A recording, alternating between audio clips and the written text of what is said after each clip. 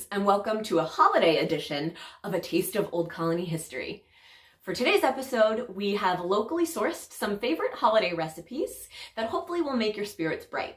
We're going to make a boozy aged eggnog that we've actually been working on for a few months, and we're going to pair that with some delicious spice cookies. So let's get cooking.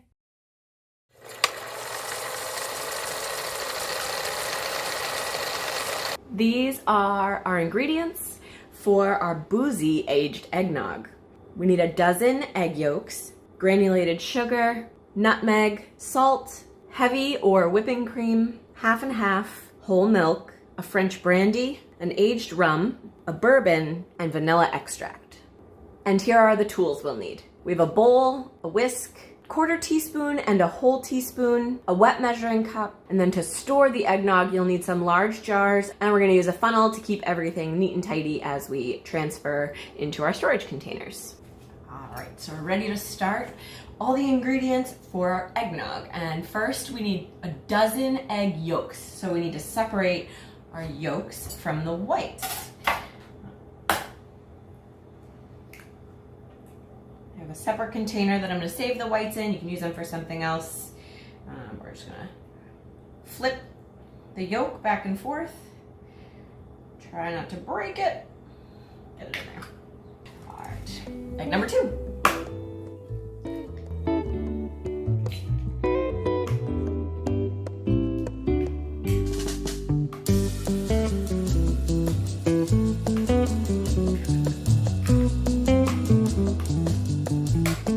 Last egg. 12 yolks. I'm going to clean up a little bit and then we're going to add our remaining ingredients. To our egg yolks, we're going to add a cup and a half of sugar and then a teaspoon of nutmeg. We're going to whisk this until it becomes ribbony and pale in color. I don't know how pale we're going to get with these egg yolks and nutmeg, but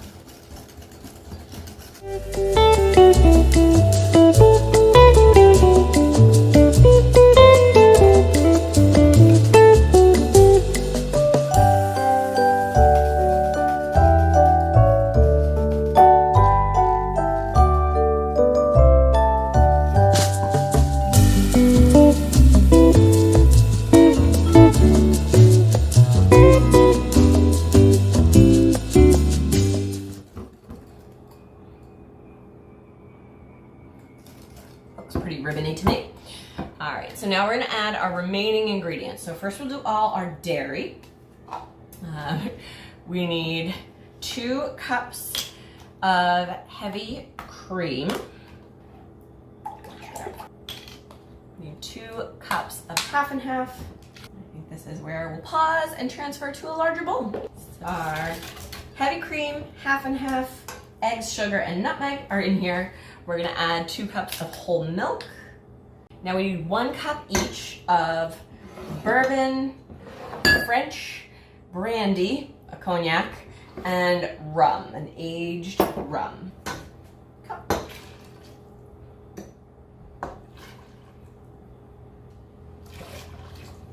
We're also gonna add a quarter teaspoon of salt and a teaspoon of vanilla.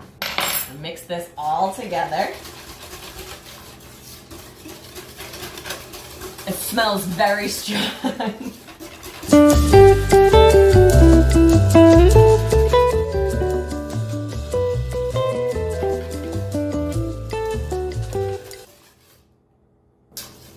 Pretty thin. It's very eggnoggy color. Now our next step is to transfer this into our storage containers.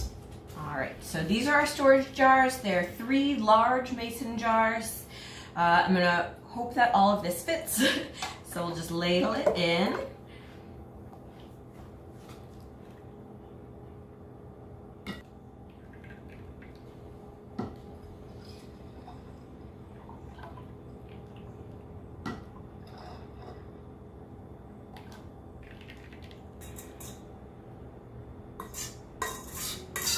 All right, so I made an enormous mess, but I did what I did for a reason, because as I noticed, I was ladling and there was settling on the bottom. There was sugar and nutmeg down there, and I wanted to pour it to make sure each one of these jars got those flavors too.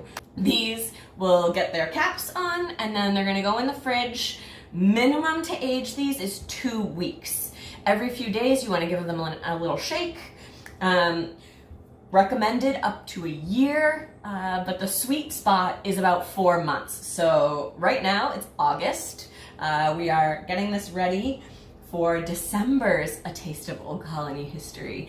So I'm excited. Like I said, I'll be shaking these every few days for the next 4 months. And hopefully we have some delicious eggnog to enjoy the holidays.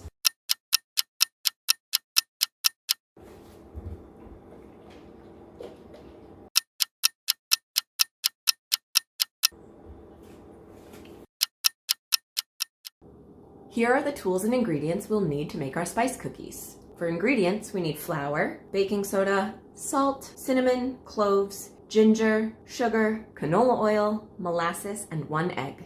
For tools, we'll need a baking sheet, parchment paper to line it with, a bowl for our dry ingredients, as well as another bowl or a stand mixer for your wet ingredients, a variety of measuring cups and spoons, both wet and dry, a spoon or cookie scoop, and a glass to flatten the cookies.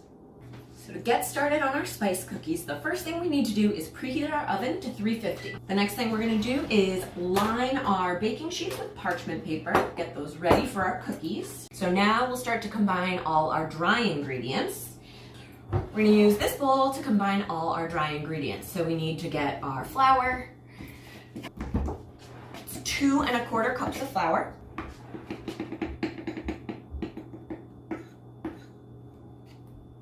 We need 1 teaspoon of baking soda. Now we need a 1/4 teaspoon of salt. This is 2 teaspoons of cinnamon. So now we need 1 1/2 teaspoons of cloves. I have whole cloves, so I'm going to use my little mortar and pestle to grind those up.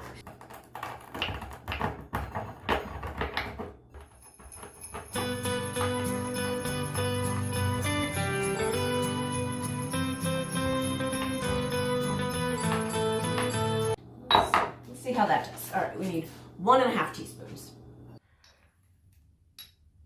1 1/2. We now need 1/2 teaspoon of ginger. We'll give this a whisk. Now we're gonna move over to our stand mixer and start combining our wet ingredients. All right, so my whole kitchen smells like cloves, and now we're gonna get into mixing our wet ingredients. We're gonna use our stand mixer. If you have a bowl and a hand mixer, or you can just whisk it by hand. So first we need 1 cup of sugar, 3/4 of a cup of canola oil. Now we also need 1/3 cup of molasses. I am missing my 1/3 cup measure. So the alternative would be 5 tablespoons plus 1 teaspoon. So we're gonna measure and add those in as well.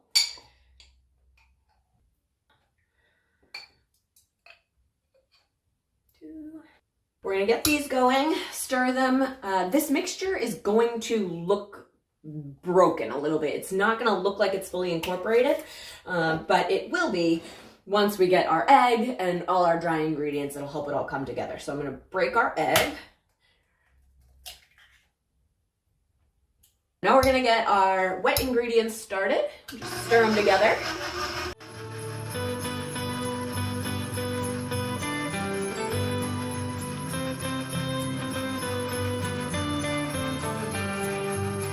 Our mixture looks broken. We're gonna add our egg and let that mix for 1 minute. Here we can see it's starting to change. The egg is really helping to combine all those wet ingredients. And now we can start slowly incorporating our dry. Add a little bit of time and let it mix. Scrape down our sides about halfway through. A little scrape. Let it stir for 1 more second just to make sure all that flour is mixed in. The dough looks great. Now we'll take it out and get it onto our baking sheet. All right, so our oven has come up to temp. We're now going to scoop tablespoonfuls of our dough onto our lined baking sheet.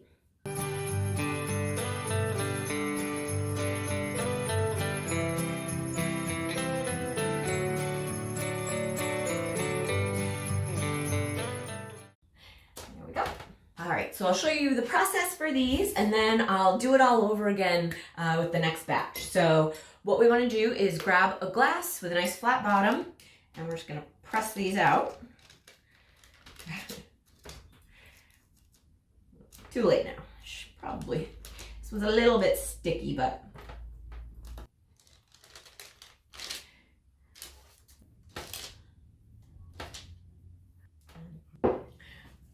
and with my clean hand and dry hand, I'm going to sprinkle each one with a little more granulated sugar. So hopefully you didn't clean everything up just yet.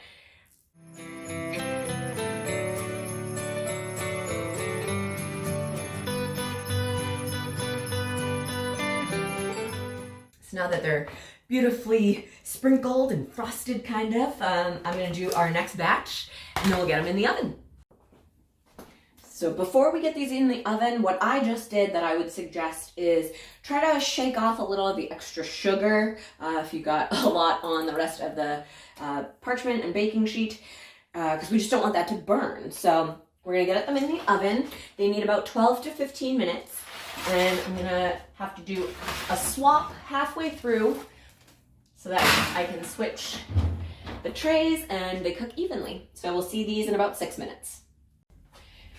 So our 6-minute timer just went off. We're going to switch the trays.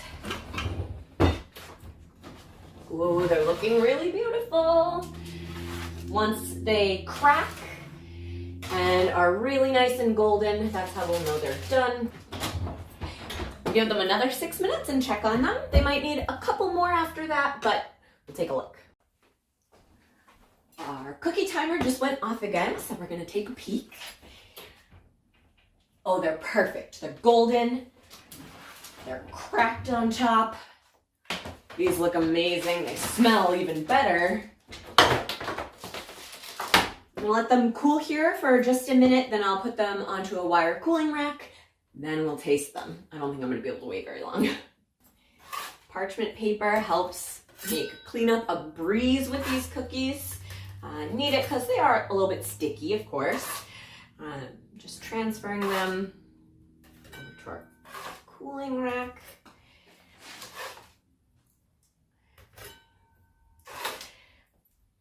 All right, so I had to choose the biggest and most sugary one to taste test, because when you do all the work, you get to choose the one you want. Take a bite of just my cookie for now.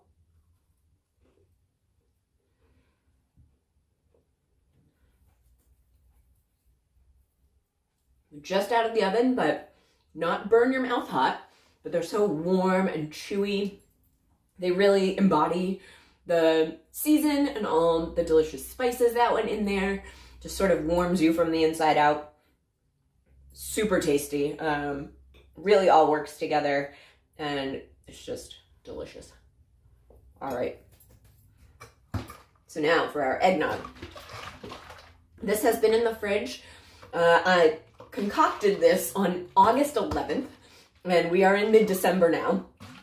So I'm going to pour this out. I shook these multiple times. Every few weeks I would just shake them up, because you will get all your spices that we used in these settling on the bottom. But pour a glass. Fancy drink in a fancy glass. I'll give it a taste. See all those spices in there dotting our beautiful eggnog. Wow. It's boozy. It's so rich. It's very, very boozy. But not in a harsh way. With the cream and all the flavorings in there, it kind of mellows it out, and that's where the aging process helps too. Everything can hang out together for a long time and really get that mellow, delicious holiday flavor that we want. So dip your cookie and then also leave these out for Santa. You're sure to be on the nice list. That was intense. Tasty, but intense. There are a lot of strong flavors going on here, but they all work together so well. So I hope you enjoy. either a glass of our Boozy aged eggnog or a non-alcoholic eggnog if that's what you choose. But definitely make these spice cookies. They are delicious, and I highly suggest busting out this Boozy aged eggnog at your next holiday party. Season's eatings, and enjoy.